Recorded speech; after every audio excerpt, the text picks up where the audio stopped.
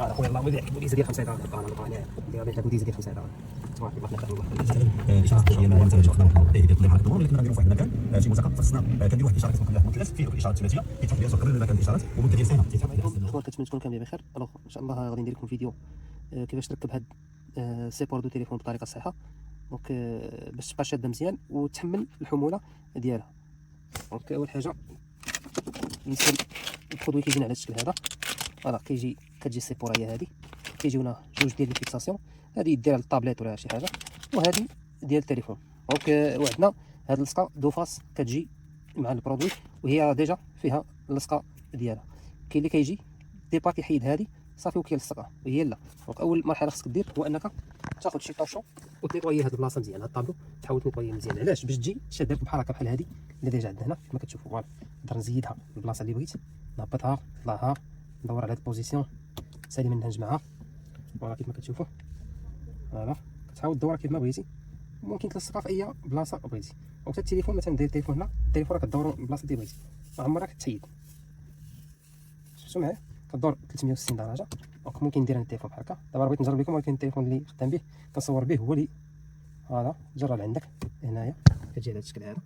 دونك صحيحه ما كطيحش، تقدر دير في اي بلاصه بغيتي، تدور لاي بلاصه وكتحمل تقول التليفون واخا يكون ثقيل راه كتحملو معمر وكتشد حتى العيار كيشد فيه هذه مزيان. هذا شوف معايا كتلصق.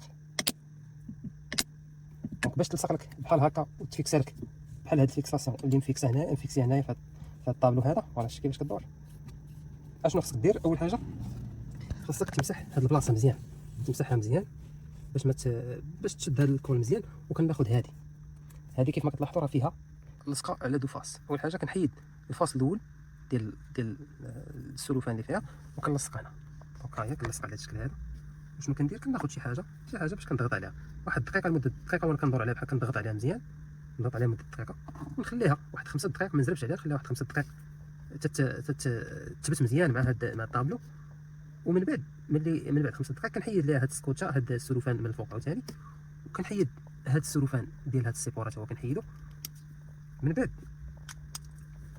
بعد ما كنجمعها بحال هكا نحيد هاد السلوفان كما قلت لكم ونشدها نلصقها على هاد الشكل هذا. وملي نلصقها نبقى نضغط عليها شويه، ماشي ندور، المهم نضغط عليها مزيان بحال هكا.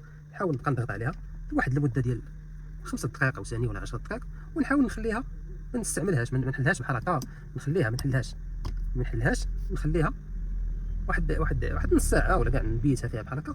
غد لي كاع ونستعملها. غد لي كنجي كنلقاها تفيكسات لي على هذا الشكل هذا، وديك الساعه ندورها كما بغيت ونخدم بها كيف ما بغيت. والله ما كتجربوا والو انتم. ندير لكم مثال، ما كتجربوا والو. راه درت لكم فيديو انا داير فيها بودزات الماء كاع ما كتجربوا والو، كتصحح كتثبت. دونك خصني نيطويي نحيد السكوتش نثبت هذه مزيان. من بعد نثبت هذه ونخليها واحد المده، وديك الساعه نخدم بها المده اللي بغيت. وكيجيونا هذه كتلصقها اما تحت البوشيطه ولا برا ديال البوشيطه اللي بغيتي. انا دايرها برا باش ما نزرقش ديال التليفون. وكتحيد لها هذه وكتلصقها، ومن بعد كتحيد السلوفان الازرق باش تبقى هذه كتولي على شكل الاينوكس. فوالا كتشوف معايا كنحيد هذه كتولي اللون ديالها ديال الاينوكس. فوالا كان هذا هو الفيديو توضيحي باش اللي خدا هذه البوشيطه يعرف يركبها وما يضيعش هذا السكوتش هذه ديال دوفاس تضيع عليه ويكون زرب عليها وما تشدش ليه سيبورا مزيان.